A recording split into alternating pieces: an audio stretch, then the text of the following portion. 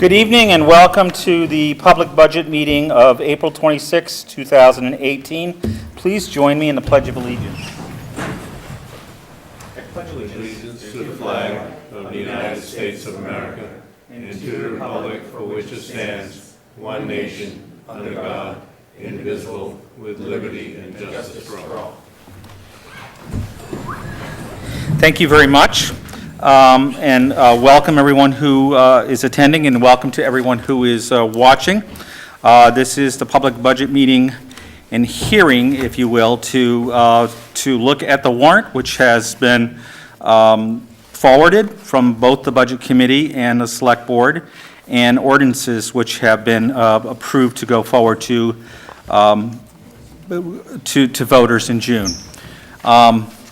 There are handouts of the warrant and the four ordinances that we will talk about this evening. And you're more than welcome to also get a piece of, it looks like a cake or something as well that's up here. Strudel. So with that said, we'll introduce ourselves in just a moment. We'll have a presentation of summary budget information of the town meeting warrant itself. We'll talk about it, and discussion of the proposed ordinances and ordinance revisions prior to adjournment. I'd like to go ahead and just go around the table and have us introduce ourselves. Eric. Eric Dyer, Town Manager. Dennis Price, Select Board. John Parent, Select Board. Chris Salmon, Select Board. Bruce Burgoyne, Select Board. Eddie Tolman, Budget Committee. Pete Davis, Budget Committee. Teresa Shaw, Finance Officer. Thank you, everyone. Andy? Okay, we have a number of goals for our budget process this year. Eric, you want to put forward about four? Dennis, let me not screw up, and I'm already behind, so. Just so in case you don't want to listen to me, you can look at this. There we go. So the biggest one, and it's a continuing challenge, is we wanted to make sure that we communicated the budget process as well as we could to the public, and that we got feedback from them when, as appropriate during that process. We also decided that we would only try to work on those things we could control, that we don't control the school or the county budget. We need to be aware of them, but the town budget is where we have purview, and that's what we focused on. We also focused on taking a longer view and looking at capital investment projects and making sure that we were going to limit the possibility for future surprises by planning now for things we're going to need to do over time. We want to make sure that we followed appropriate guidelines and used fund balances appropriately and kept both our auditors and our citizens happy with that. And then we wanted all to work together towards the public good of this town. We also, on the next slide, wanted to minimize the budget impact to taxpayers as best we could to get the job done without spending any more of our money than we needed to, and to spend that money responsibly, and to be responsive to what people wanted. For the things that people have asked for, we wanted to make sure that made sense to the Select Board and the Budget Committee. We wanted to fund those as best we could. Select Board has a set of goals, and we wanted to make sure that the budget reflected those goals. We wanted to work with town staff to be as creative as possible to limit the expenses and still get the job done, to do things in new and different ways. We have worked hard to streamline budgeting and make accounts make sense so that we and everyone else can understand them better. Teresa's been a great help with that.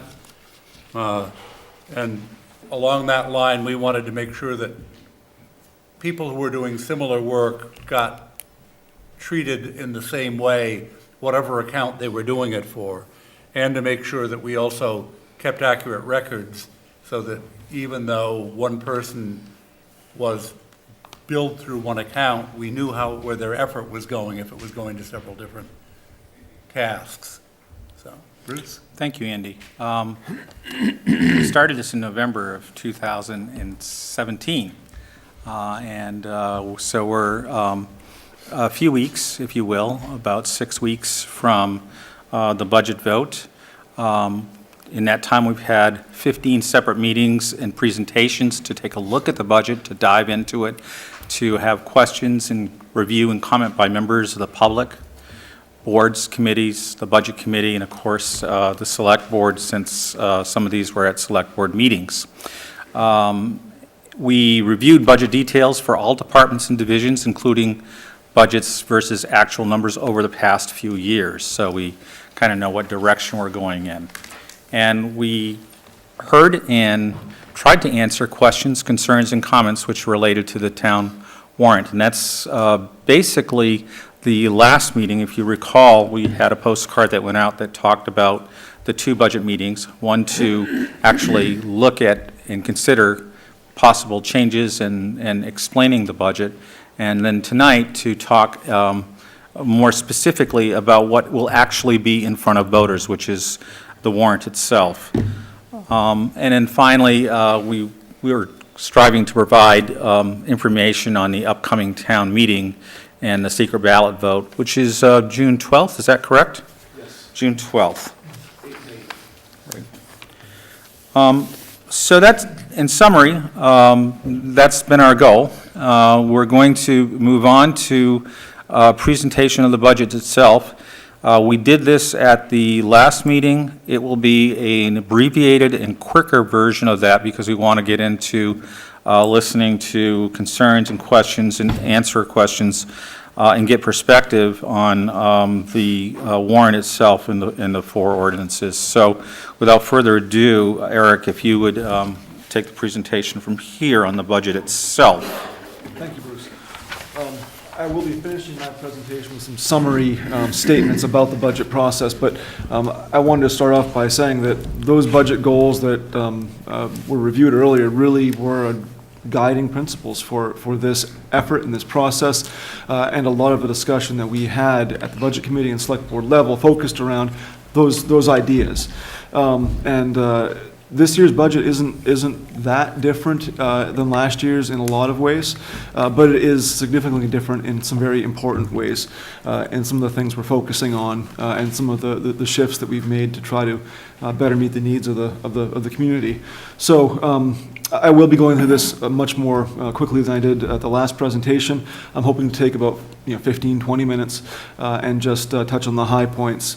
And I'll be breaking it up first, starting with revenues, discussing the revenues, and then going through expenditures and a few graphs in each of those areas to just visualize some of what's happening.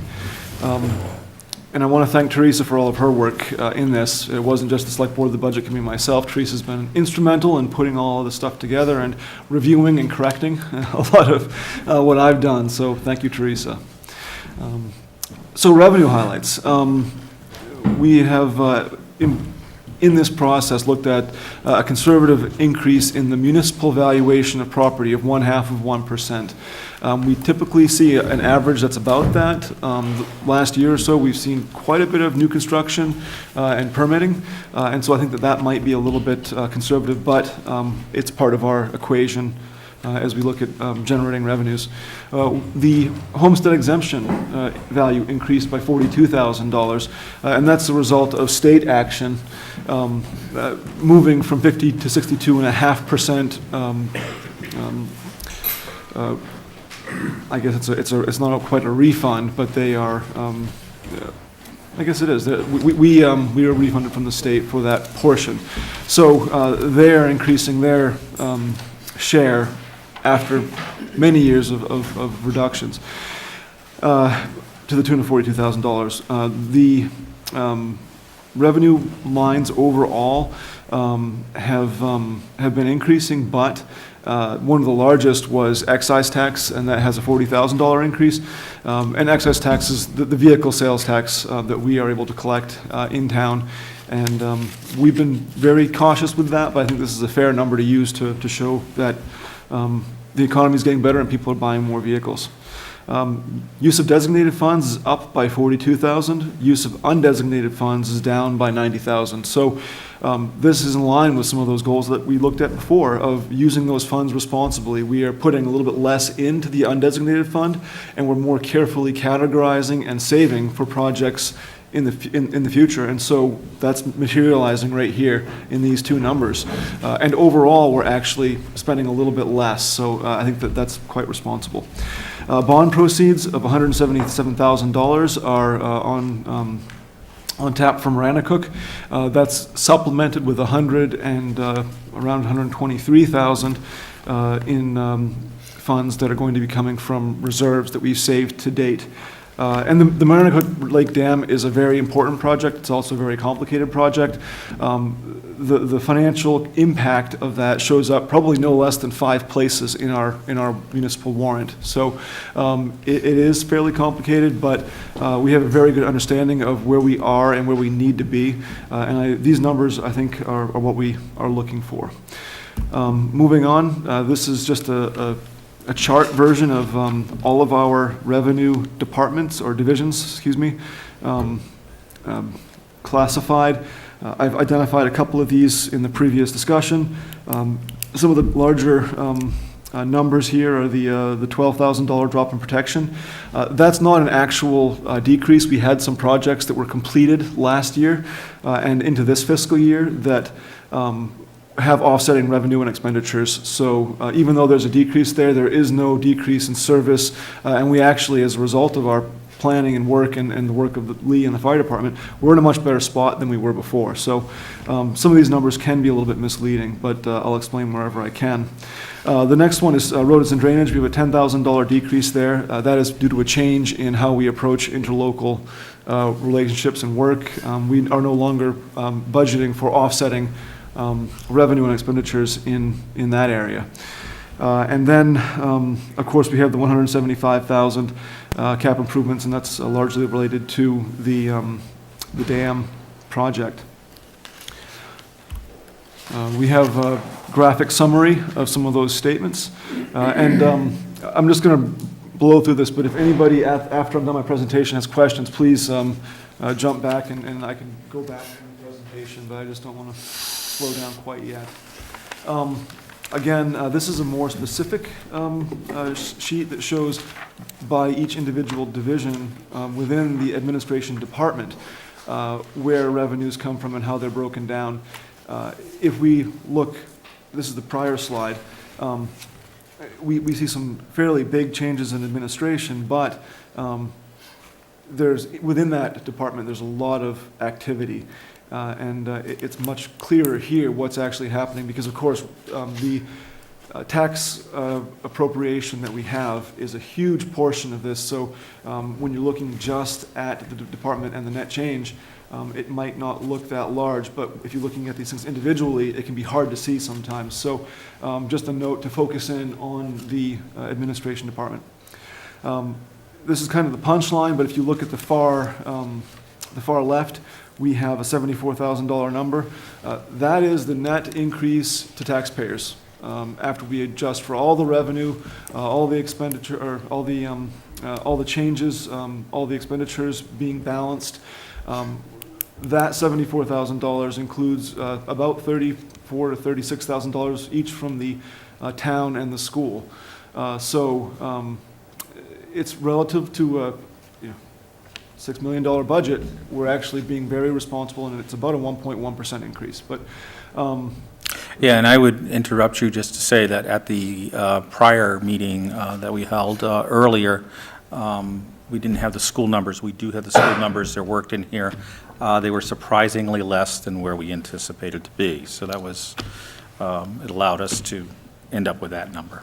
Absolutely. So that's revenues.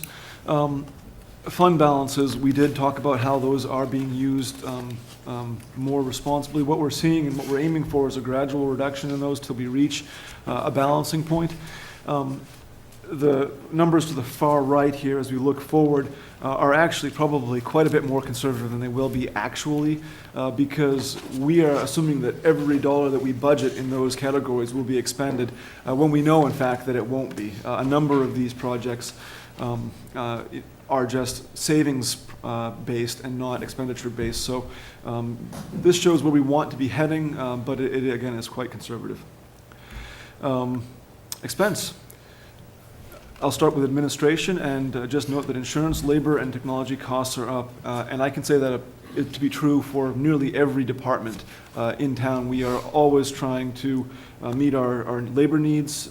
Insurance costs seem to never go down or up by less than 6 to 8%, but that has been continuing, and technology has been a focus over the last couple of years, and we're continuing to push that direction. So really, that's administration, but it's also across the board. Maintenance, we have the transfer of lease expenses from operating to capital budgets. Basically, we had been having like a 3-year lease put in the operating budget because technically it could be. However, I think after much discussion, we believe that it belonged more appropriately in the capital reserve budget because these are capital projects and capital expenditures well over $5,000 and having a very long life. So we've made that change. We've dropped interlocal budget, and I noted that in a previous slide. Boards and commissions, we have expenses from multiple conservation and grant projects. These are, however, nearly fully offset by revenues coming in from grants and donations. And so later on, you'll see some pretty startling numbers with boards and commissions. But in reality, we have very little change and very little actual cost to taxpayers in those areas. Community services, we have a shift from the purchase to maintenance of equipment, and that relates primarily to all of the things that we have here, the technology we have here to supplement our presentations and our communication with the public. We're moving from purchasing into maintaining those pieces of equipment, so we have a reduction there. Recreation, parks, and activities. This is an off year for Heritage Days, so we do have a $5,000 reduction in that line, and that shows up in our budget as well. Additional community parks and properties division has been added, and that's to account for some of our public property expenses that don't necessarily fit into other categories like trails or conservation. We do have a couple of parks and projects that are just a little bit outside of some of their scope, and so we're trying to accommodate for that. Protection, again, we have completed some major projects, and as I said, overall, the fire department is just seeing a very small reduction of $2,000, and I think that that's a responsible one that can be sustained. With respect to cemeteries, we have continued focus on projects, including tree work and stone repair. And the cemetery budget really is composed primarily of two areas, being contract work and materials. The labor and the equipment is very much included in the maintenance department because those types of work, again, making sure that similar work is treated similarly. Roads and drainage. We have a net increase of $23,980. The major effect on that was gravel road repairs. We are in the second year of that project, and we did have to allocate more money for gravel road work after seeing what the bid results were from this year's planned expenditures. We are also continuing the temporary pause in asphalt paving. However, we are saving a little bit every year to move forward when we do get back into the paving program, which will be next year. And in that interim period, not wanting to have our infrastructure deteriorate, we have upped our budget for asphalt maintenance, including crack sealing, surface treatments, some shoulder work, and things like that. So trying to protect what we have. And then I have a couple points here and then another full slide on capital improvements.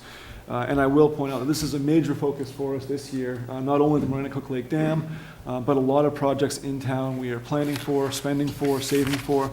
And I'm really happy to see the town of Greenfield making a commitment to invest in capital planning, because it has been one of the areas in other towns I've worked for where it's just not been done. And then all of a sudden you have a bond for $400,000 for something that you knew was coming. So I just want to thank everybody for supporting that direction.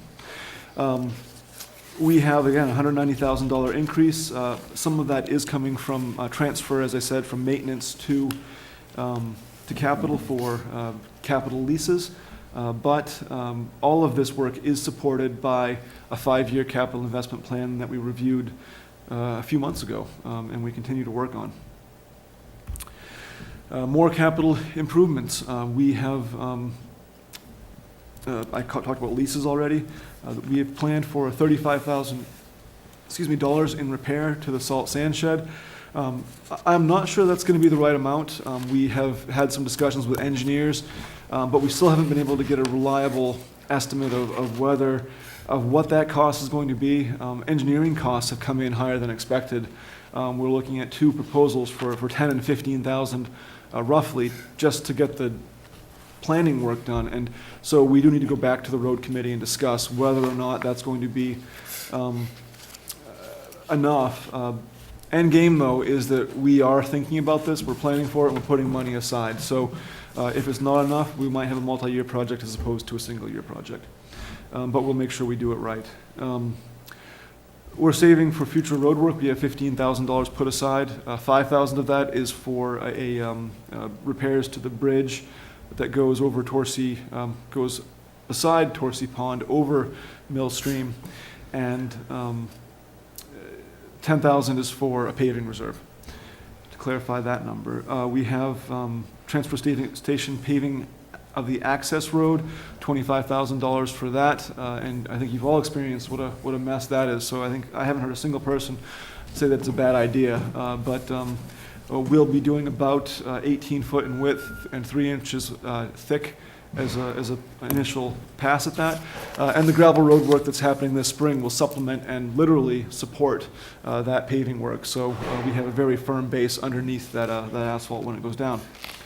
We have been looking at the addition of an attendant booth at the transfer station, just a place for one of the staff to be out front and more actively engaging residents, making sure that we have a very efficient flow through the system, and that we're collecting fees and directing people appropriately so that there's just a bit more communication happening between us and the public before they get into the big mess of cars and waste that's being managed there. Replacement of the roadside mower attachment is going to cost us $10,000. The Marinahook Lake Outlet Dam in total is going to be estimated $300,000. And again, we've talked about the components of that previously. And we have $5,000 in reserves for cemetery and library expenditures. So again, a very large portion of the budget.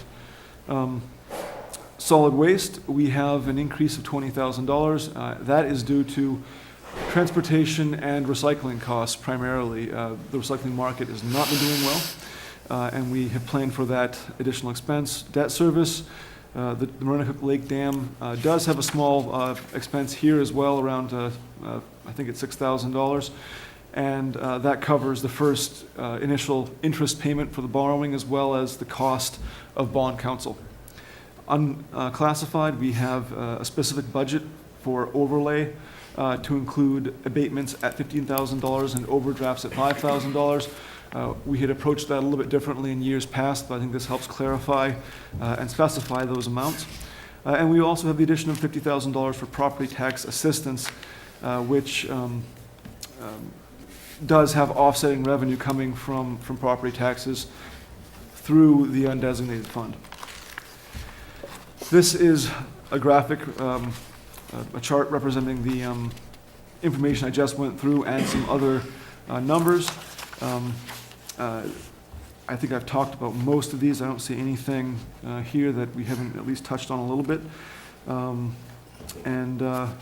Yeah, we're looking at a combined school and town total commitment of around $6.4 million, so sizable budget. But one that represents just a 1.1% increase over last year.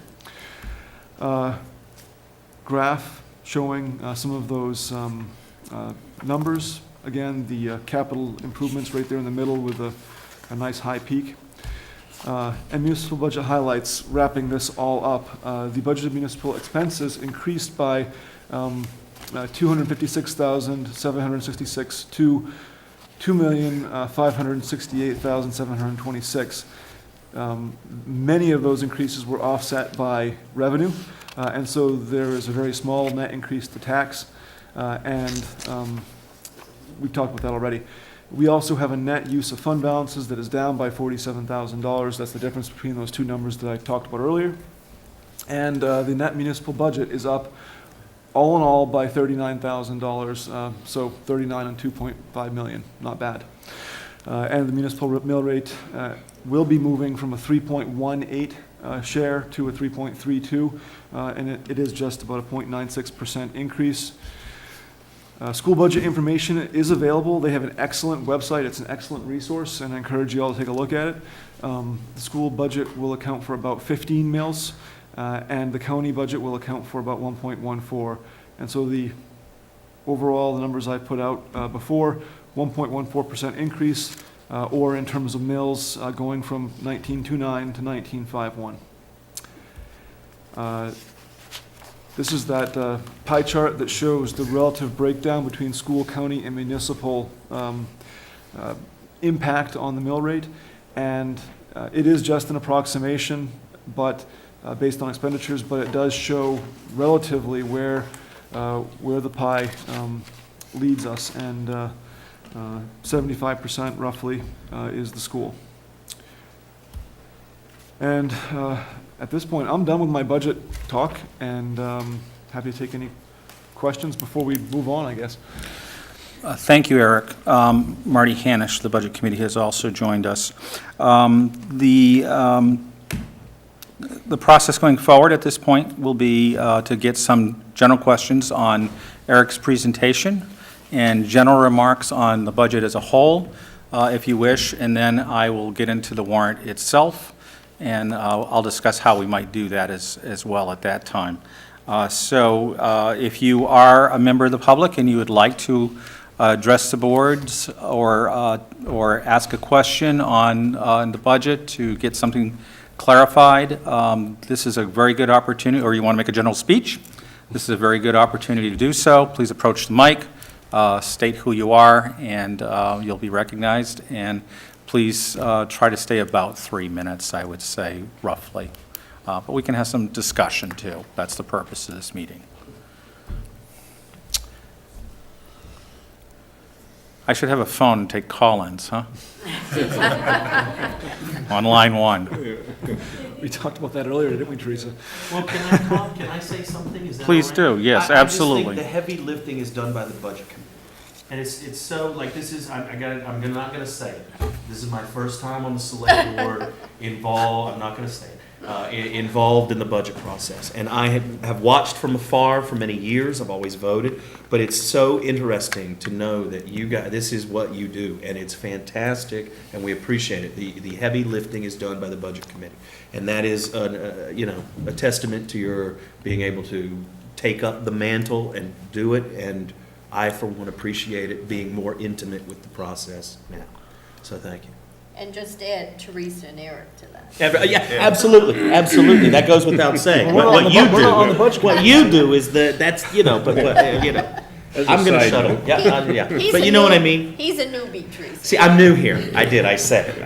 Yeah, and I mean, if we're going to do a round of thank yous, we do need to thank the individual committees and departments that also forward budgets, because when they appear before the Budget Committee, they are making their case as to why expenditures should be made, and they are asked questions, and they need to clarify things and so forth. And some of this budget reflects some changes, although I don't think much in committees, because we're trying to consolidate some categories and so forth, so the budget makes more sense.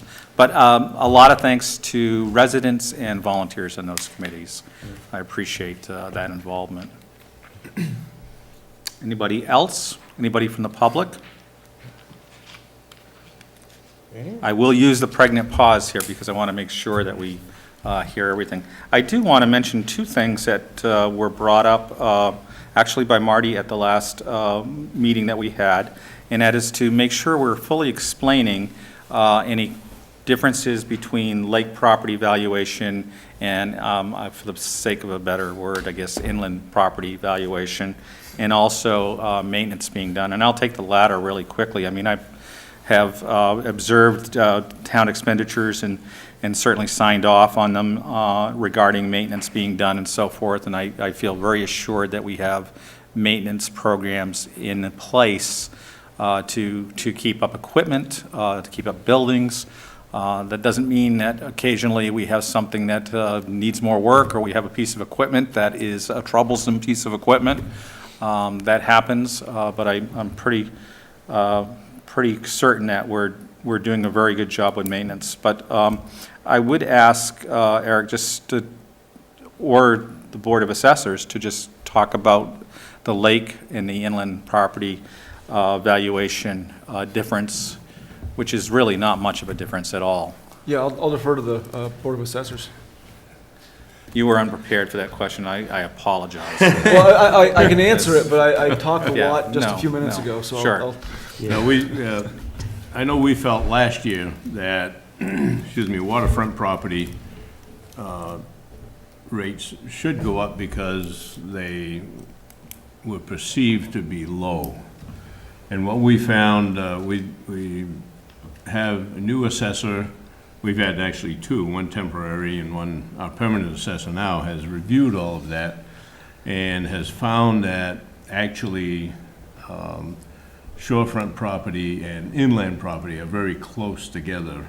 Shorefront property is at around 94% and inland is about 96%. Whereas before we thought that shorefront property was more around the 84, 85%. So that everybody, shorefront property is, has a higher value because of where it is.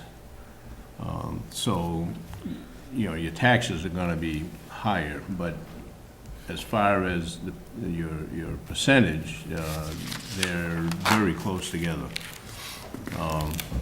So we really haven't found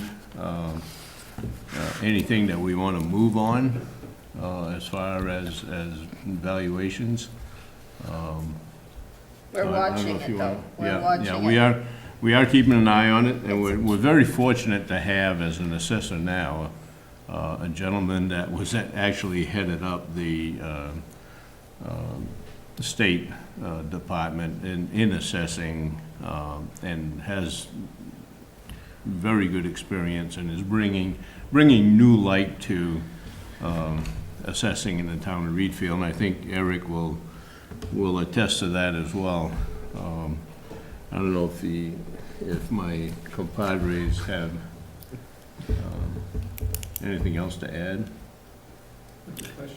John, when you mentioned 94% and 96%, is that what our assessed value as a percent of what the state says it should be? Yes, And the state, I think the standard is that it's supposed to be at least 70%? that's right, So we're pretty close to full value. that's right, yeah. And in fact, we did declare full value to the state, which we were allowed to do as long as it's above, I think, 90 or 91%. So we are at full value, and the state has acknowledged that, so.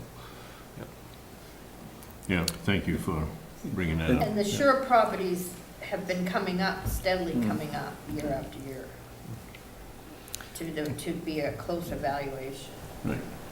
I'd just like to explain, the reason I asked the board to address those two questions is that they were raised at this meeting last year, and I think answers were provided, but I think anytime the residents and taxpayers have a serious issue, that we address it. That, in this case, that no improvements needed to be made, but we just want people to know that they raised those questions and they were seriously investigated.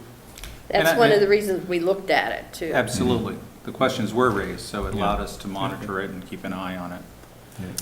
Thank you. Are there any other questions or anything that anybody would like to address to the budget in general? Okay. We'll proceed with the town warrant. There are a couple of different ways we can do this, and one would be for me to read out every single article and ask if there are any questions. I have found in the past that that's pretty unpopular. And that's what we would do in a town floor meeting. And actually, people read these warrant articles and have them in advance posted. And they are up here if anybody wants to follow along. And so we don't actually have a readout of every single warrant item. So unless there's a demand for that tonight, and I'm fully prepared to meet the demand, I will suspend with that and talk about them in groupings. Would anybody like me to read every single one? Okay.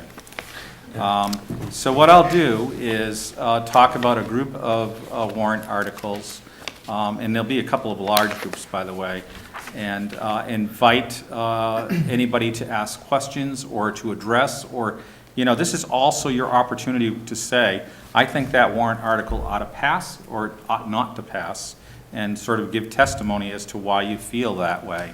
This is a hearing.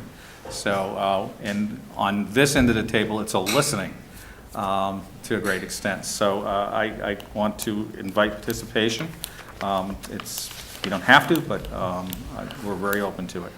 So if you take a look at the town meeting warrant, which you have as a handout,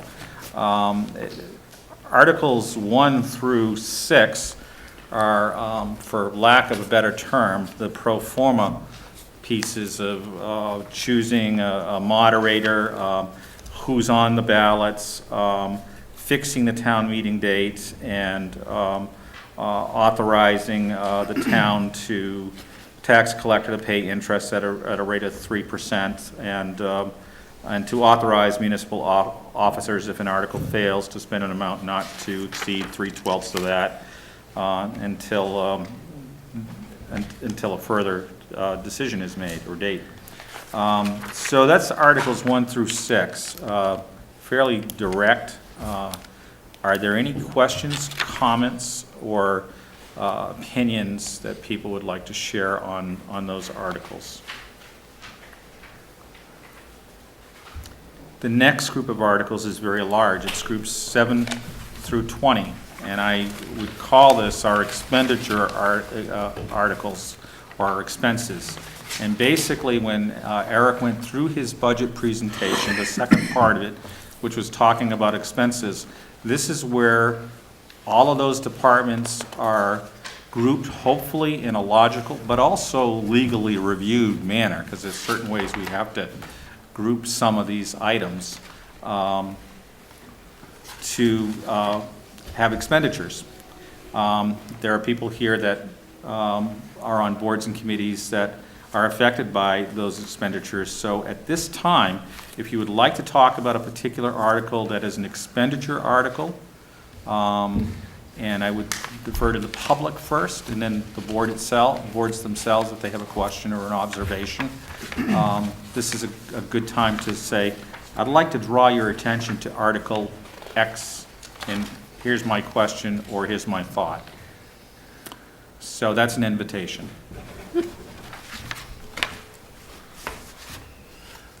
Yes. Bruce, Eric, will you have a copy of the warrant available for people to pick up, or do we not?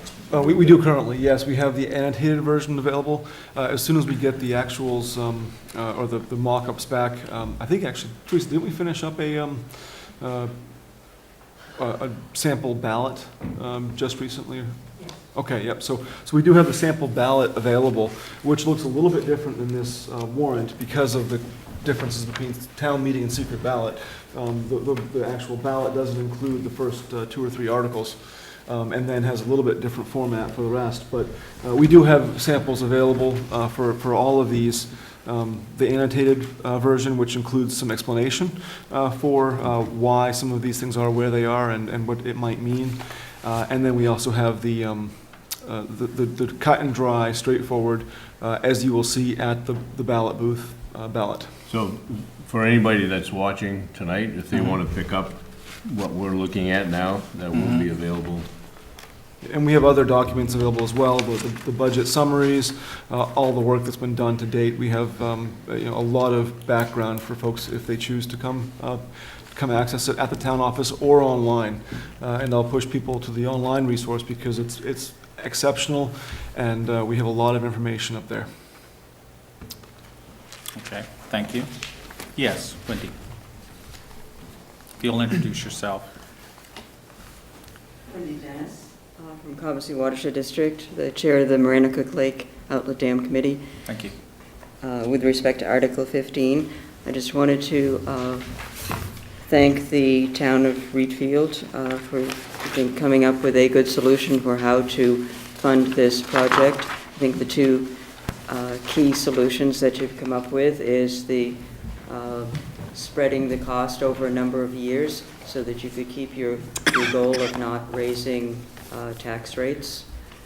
So that's been accomplished by doing the longer-term borrowing and by getting together with the town of Winthrop and working out a plan that both communities could agree to and see as the best way to fund the project. And so I hope that it is important for the Reedfield citizens and for the Winthrop citizens to each know that both towns are working together and each town doing their share.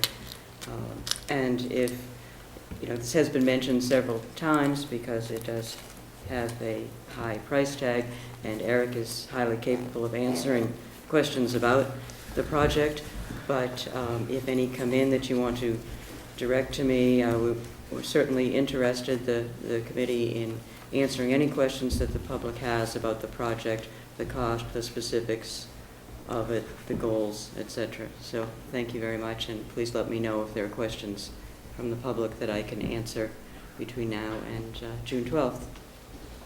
Thank you. Do you have any questions for the committee? Are there questions from the committees or the floor on the dam project?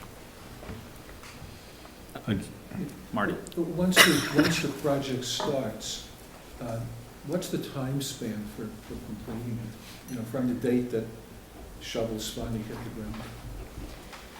ground? Well, it's within months. It's within a year. Between June 1st and November 1st is the period that we've designated for construction. It shouldn't take that long, but within that June 1st to November 1st window is what we're looking at. Jim? I think I'd like to thank Wendy and her committee, as well as the town managers, for putting in a lot of work on this thing. It's been going on for a while, and there's been a lot of changes, and thank you very much, and please pass that on to people in your committee. You're welcome, and thank you. I feel happy that the target isn't moving anymore. Yeah, it's cool to be a part of this. This is exactly why I like being on the select board and work together with other towns. It's for everyone's better interests. It's for our taxpayers and take care of the people on the shores. I'm very glad to be a part of it, so I'm glad it worked. Thank you. The other thing I would point out on Articles 7 through 20 is, I think all of them, and if not all of them, the vast majority of them, carry recommendations, and in all cases, those recommendations are yes, to support the article from both the Select Board and for the Budget Committee. We don't always have to agree on everything, and that's not always been the case, but I think when you have a very diligent, well-thought-out, explained process, then you do arrive at consensus. And so I appreciate the fact that both boards have taken actions to make the recommendations, and actually all those recommendations carried are yes, are please vote yes. Are there other articles of 7 to 20, which are mainly expense items that anybody from the floor would like to address, or from the boards. Fine, we'll go with 21. 21 is $50,000, and we will be talking about an ordinance later in another article, but that is for, and the reason I'm highlighting it is it's because it's a brand new expenditure for local tax relief. Would anybody like to address Article 21 or ask a question about Article 21? Just explain that the funds are coming from the, Why don't you go ahead? we repossessed a home and we took the funds from selling it and we set up this tax relief ordinance. So it's funded from the sale of that house. The home came from a bank, by the way. Yeah, it was a bank. Yeah, I just want to Someone else. clarify. Yeah. Yes. It wasn't an individual, it was a no. bank. It was not an elderly resident. Yes, they didn't kick anybody out of their home.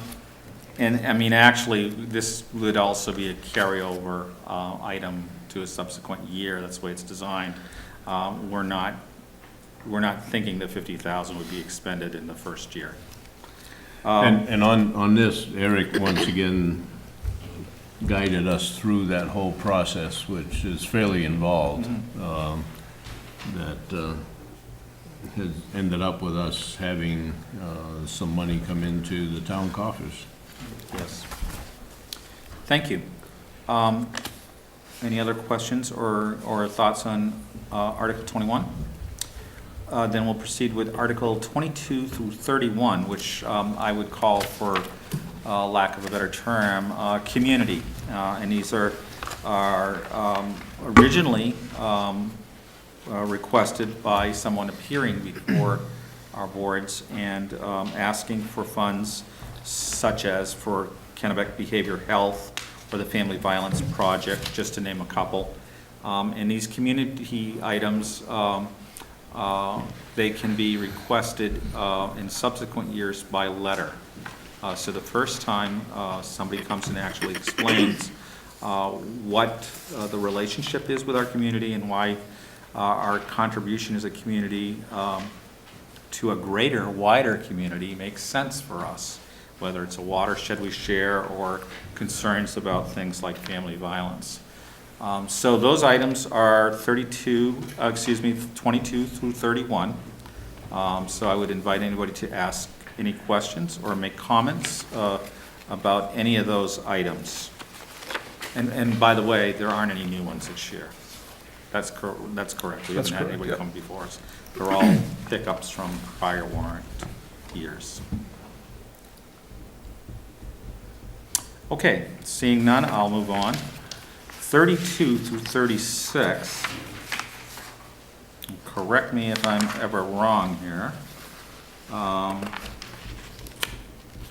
primarily appropriation or expending authorization articles. Is that correct, Eric? That would I be think that's a good summary, yeah. yeah, Yep. well, I don't know, a wordy one, but, so this is where we authorize, we know what it's gonna cost us, now we need to authorize or appropriate money to undertake the expenses. So those articles, they're not pro forma, but they're important for authorization. Would anybody like to address 32 through 36? Anybody from the boards have questions on 32 through 36? That's a lot of money for excise tax we take in. What is the number? 500,000. Yep. I guess I won't complain next time. Okay, we'll move on. 37 through 40 are the ordinances, and I'm actually not going to take input on those right now because we'll actually close out the warrant piece and then we'll talk about the ordinances individually. And then 41 is also a pro forma one where we ask if we, on an advisory basis, if the town should continue to use the secret ballot process for the 2009 annual meeting. Any questions, comments? You've seen the warrant in its fullness at this point on the last part of it that I mentioned, or in its entirety? I have a comment on Article 41. Please. Suppose you would consider dropping the word secret and put written. This is a written ballot. We I think tried we're- it legally, we can't change it. Yeah, we looked into I think doing that- that. Yeah, the state codification of it is it has to be called secret. Yeah. Some It is people sort of spy versus spy, isn't it? You know, it's like secret. We could try to slip it past council one more time, I suppose. That's right. Okay, we'll get into the ordinances. There are two new ordinances and two ordinances that have, that are amended. And the first one is ordinance mentioned in Article 37, which is the property tax assistance program. All of these ordinances had two readings and reviews. A couple of them actually had three because we sent them back for some further revision.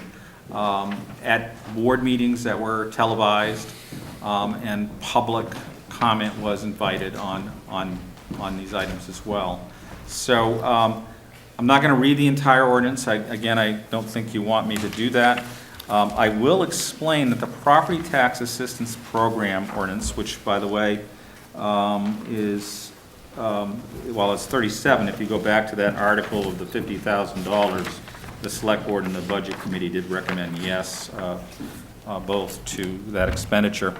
The purpose of this was to put together, pursuant to a select board goal, an assistance program to help, if you will, older and a needy population that may need some assistance, and to try to do this in a fashion that that was not administratively heavy for us. In other words, could we basically use some pre-qualifications that maybe the state was using in some of their tax abatement programs or whatever. And so that's what we tried to accomplish with this. There's criteria of participation, and some of that criteria includes taking advantage of all other resources as well. There's eligibility requirements, and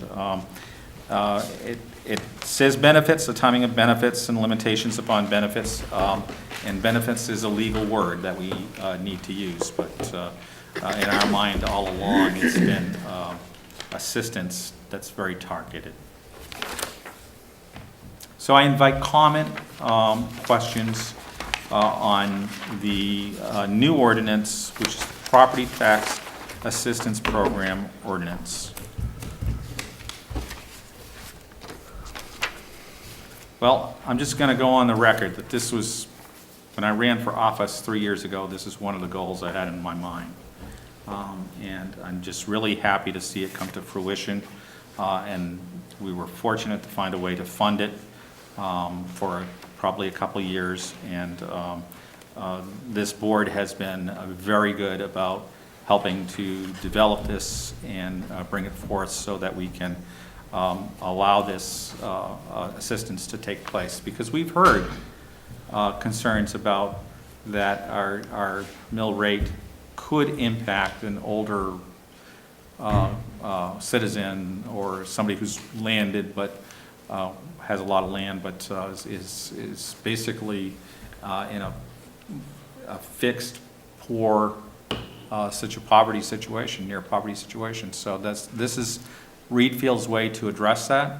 It has been used or developed in a number of communities, 8 or 9 communities that we looked at model ordinances from.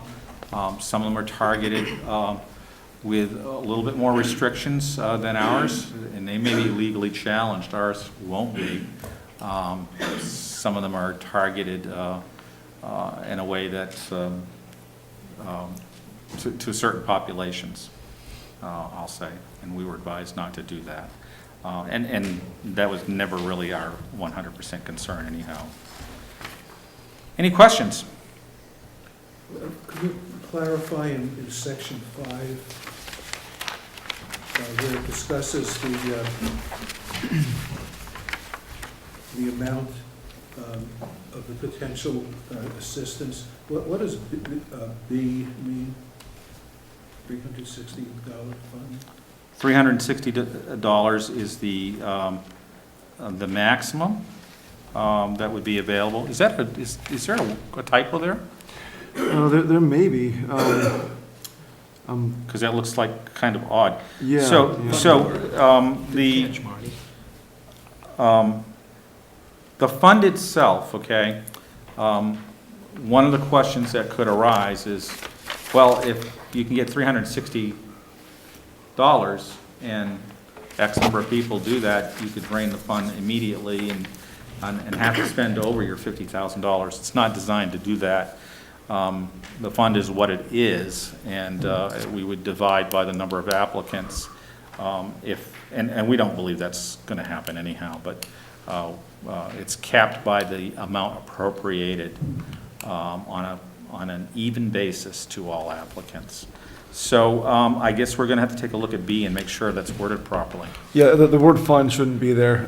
It's going to be there. I don't think it changes the intent. Yeah, that word should not be So there. it's the word fund that shouldn't be there. Exactly, yeah. So it should be B, It's A, B, or C. $360 or available monies from the town on Reed Field Local Assistance Fund as prorated among the eligible applicants, which is what I was trying to explain. Exactly, yeah. Greg? Greg Durgan, town resident. This wonderful ordinance, probably overdue. Fully support it. How will, assuming it passes, how will the word get out to the community? Eric. Yeah, all right, so we have a couple different options. We've been looking at the possibility, if this passes, of including, and this is my first choice at this point, including an insert in tax bills. And that way, everybody who gets a tax bill and may benefit from this program would receive notification that the program is out there. We also, because we're piggybacking with the state of Maine on their property tax fairness credit program, I plan on working with them to make sure that they're aware that if anybody from Reedfield applies and is eligible, that if they're able to do it, which they may not be, but I hope they could be, that they could direct those people, those recipients, to then come to the town office and talk to me, and we can work them through the program. But I think that to answer your question, Greg, most directly is the website, the push notifications we have there, but really primarily that insert in the tax bills, if it's a cost-effective option for us. So. And it probably will be. I mean, that would be a fairly minor insert. Yeah, I mean, it's a direct relationship, and I think it's probably the most efficient way to get the word out.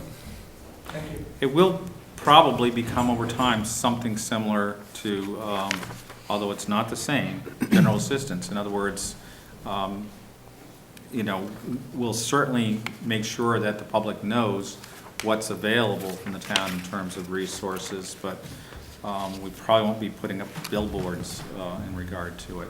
And that's not for a lack of not wanting people to know about it. It's just, it will become part of how we operate within the town itself. Other questions about the ordinance? I don't have a question. I just want to add, though, that the other part of this, the other program that we expect people to participate in, if possible, is homestead exemptions. And I'll just want to pitch one more time, as I do almost every meeting that we have about the budget, that if you haven't received or applied for a homestead exemption in this town, you should, because the value of that is sizable. One of the handouts for the meeting tonight is a summary sheet that shows what the value is, and I believe this, with the mill rate that we're proposing right now, the value of that exemption is $390.26 estimated. So sizable benefit there, in fact exceeding what you might be able to get from this program. So.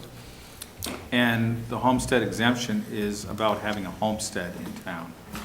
That's right. That's not anyone can apply for that. Anyone can apply regardless of income. That's right. What's the stipulation, a year? 1 year, and there are a few other minor conditions, but the real big one is 1 year. Okay.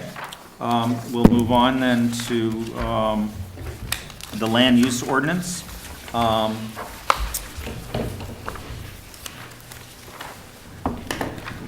I don't believe we have anybody here from the planning board, is that correct? Well, Well, See the gentleman to your left. apparently we do. You know Andy's on everything, right? Andy, What doesn't? I am not the chair of the planning board, I am only a member. But as their representative and member, do you want to just very briefly mention? Yeah, they- Go ahead.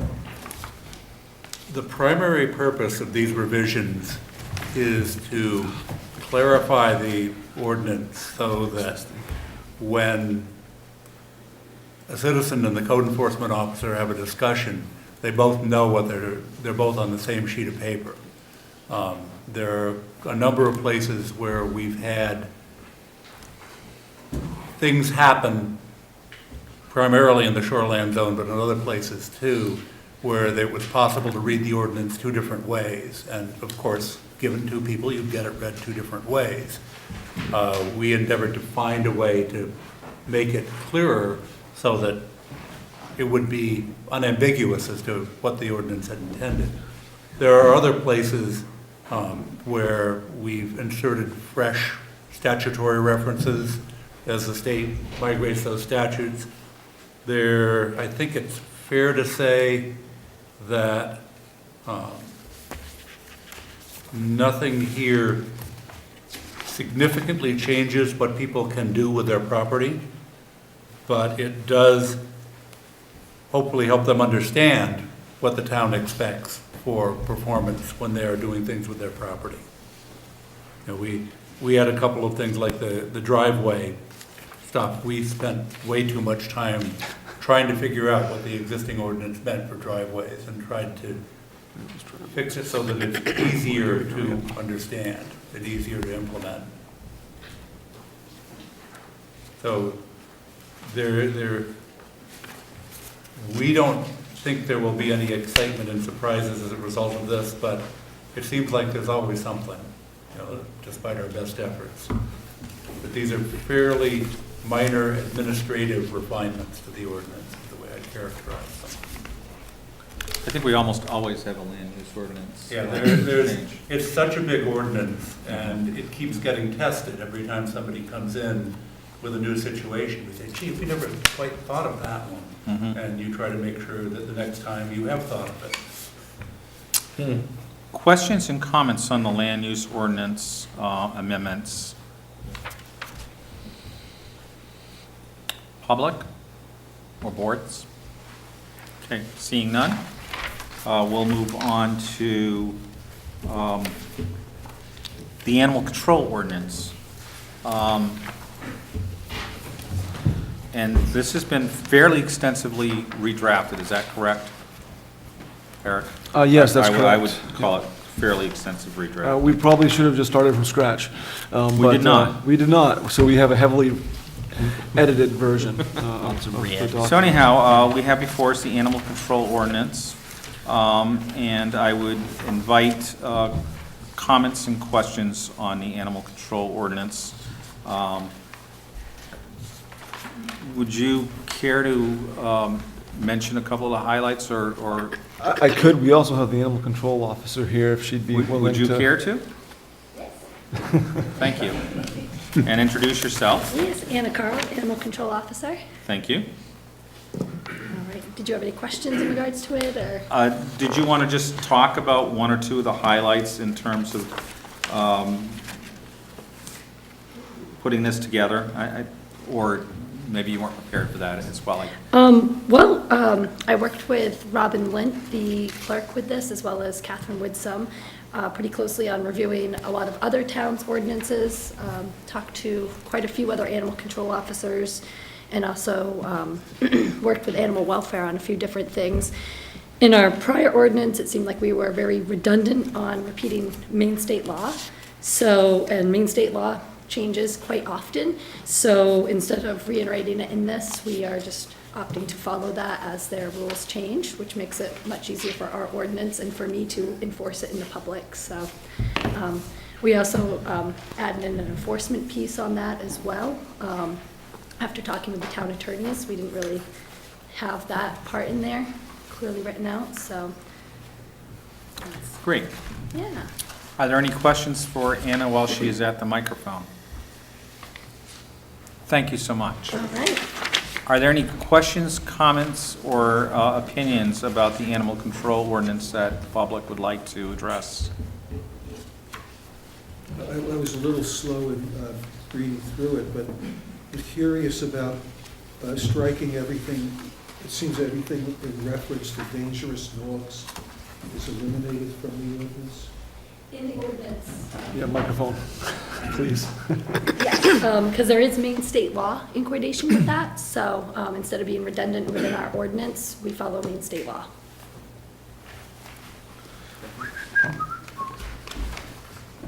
I'll just point out, this is very heavily amended, but I think that the core here is, once you get through the strikeouts and the additions, a very solid, clear, easily enforceable ordinance that addresses domestic animals as well as livestock, and really does address a number of issues that we've had over the past several years in animal control in the town of Reedfield. Every town is different, and every animal control ordinance is different, and this one truly does take state law, kind of set that aside and say, this is state law, and our ordinances deals with those things above and beyond state law that we think are important in the town of Reedfield, or that address specific issues that we've had. So it is heavily marked up, but I think overall, once you see it in a condensed form, it's a very good document. Which is, I mean, that state law is something that we follow anyhow in a number of areas, and then you would have an ordinance which then in particular addresses your town's particular needs. Exactly right, yeah. It may or may not. This is where we actually, you voters as a legislative body actually make law for the town. And that's why this is proposed. Any other questions or comments on the animal control ordinance as amended? Thank you. And then finally, this is a new ordinance, is that correct? The cemetery ordinance? Cemetery. Newish. Newish. I'll let Andy explain. It's, Please. The town has an existing cemetery ordinance. It's fairly venerable. It wasn't, or it has a set of rules that were adopted at town meeting that served as an ordinance but weren't actually one. So with Eric's advice, we reviewed what other towns do and tried to pick some to repurpose that would fit Reedfield's needs.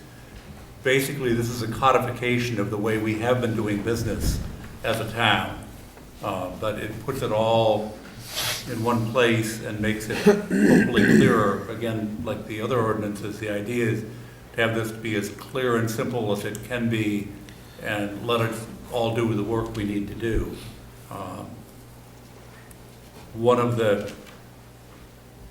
It covers both why we have a cemetery committee, what they do, what the sexton does, how the cemeteries are financed, in broad terms, how they're operated. And it allows the cemetery committee to advise the select board on the adoption of rules to govern the details of the operation of the cemeteries. So we managed to keep it fairly short because we used a short one to start with. Brevity is always good. Yeah.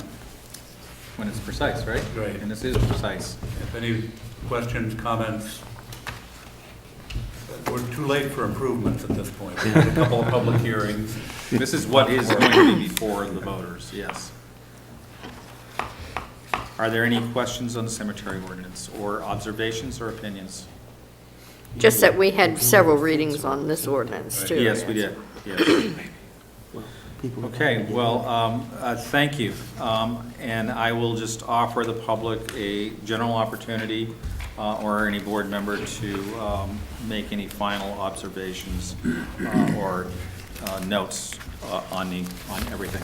I will say, as chair of the select board anyhow, that when all this work is done with the warrant and these recommendations for yes, and the work of these ordinances, I don't come forward to you in a neutral position. We are proposing this as what we think is the best to serve the citizens of this town. And so I'm urging everybody to vote, whether they support that or not on June 12th, but I'm urging you to consider our recommendations and what we've brought forth in the spirit that was brought forth. Any other comments? Again, thank you. My first budget trip was it was incredible. A lot to learn, and certainly a lot of respect for the people in this town who give their time for these causes. And it's perfect. You help everything run. Thank you. Any other comments from the floor? I'll take a motion to adjourn. Oh, please. No. Somebody's going to get out. I reject your notion. That was close. Thank you, yeah. Close. There we go. Grace Keene from the Beaver Dam Road. I have a question about First Park. Sure. Yes. Can anybody tell me how much longer we will be involved? Some years. Well, I hope not No, that's not, too many that's more. not, that's, I'm trying not to be flip about it. We're actually looking for some of the original park information, what that agreement was. Do we have that? We have that, and I could, I'll give a short answer if you don't mind, Bruce. Yeah, no, please do. I actually had a meeting with the executive director of First Park last week. He will be coming to the select board meeting on Monday to discuss and present an update. But the answer to your question is, this was formed through legislative action, a special and private act, which is the way the legislature basically does things that really are one-offs, it's individual activities. But it was formed, I think it's 24 municipalities, 20 plus years ago, and part of that legislation was a description of how it was to be formed, financed, and then eventually dissolved if necessary. The big factor there is debt, and the fact that in order to finance that park, they had to take out millions of dollars in debt, and we're still paying for it, and will be until 2021. Once that debt is paid off, we have a much easier time of getting out or dissolving that partnership if the towns choose to.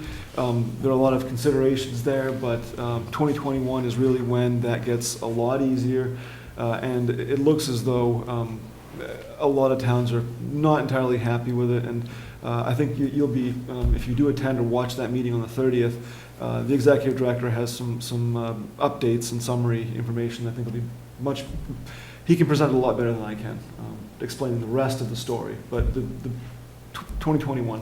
2021, the town would make a decision about whether it would want to continue in First Park. Okay. So I can tell you what I hear a lot. Yeah. I'm sure. Just as an off thing, we are getting a little bit more money back, nothing to cover what we've spent, but we are getting Right. some back. But it was a 20-year agreement, I recall, from voting at town meeting. It was approximately, it has to do with the debt service. It's really all about the debt service and how long that bond goes. And right now, the anticipated payoff date is sometime in 2021, so. Okay, Yeah. thank you. Yes, ma'am. Any other? Come Monday night, Grace, and we'll see. You and a few others, yeah. I'll take a motion to adjourn. I move to adjourn this meeting. Second? All in favor? Thank you, we're adjourned. Thank you for coming.